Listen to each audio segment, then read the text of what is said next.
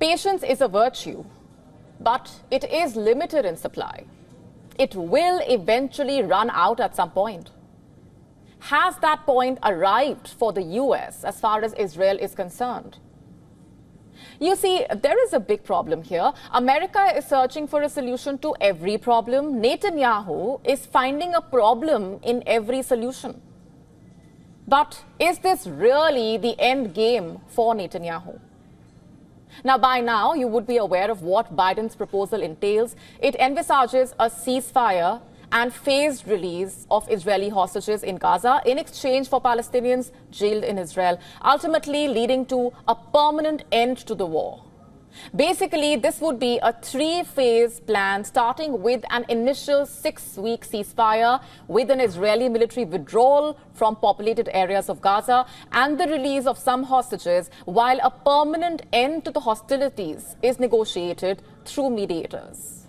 The United Nations Security Council on Monday adopted the US drafted resolution supporting a ceasefire plan in Gaza. For months now, negotiators from the US, Egypt, and Qatar have been trying to mediate a ceasefire. So where do things stand right now? US Secretary of State Antony Blinken is in Qatar to push the ceasefire deal.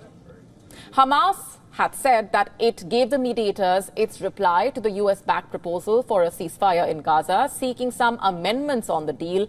And now, in the latest, Blinken says some of Hamas's requested amendments to the UN-backed ceasefire plan are workable, but some are not. He added there was no guarantee that the gaps between Hamas and Israel are bridgeable at this point. Blinken declined to say what specific changes Hamas was seeking, adding that there was no guarantee that the gaps are bridgeable. That's a significant point. Now, at this point, that's what things are looking like. Meanwhile, the UN Human Rights Office earlier said it is profoundly shocked at the impact on the civilians of the Israeli operation in central Gaza that rescued 4 hostages held by Hamas. Palestinian health officials said hundreds of people were killed and injured in the densely populated Nuseirat refugee camp. Israel's military said under 100 were killed. According to a new report by a UN independent human rights body, Palestinian armed groups and Israeli authorities have both committed war crimes and crimes against humanity during the attack on the 7th of October and the subsequent military operations. While stressing on the impact on women and children, the Commission has said that amid months of losses and despair, retribution and atrocities, the only tangible result has been compounding the immense suffering of both Palestinians and Israelis, with civilians yet again bearing the brunt of the decisions by those in power. By the way, the United Nations Security Council on Monday adopted the US drafted resolution supporting a ceasefire plan in Gaza. So what next is the question.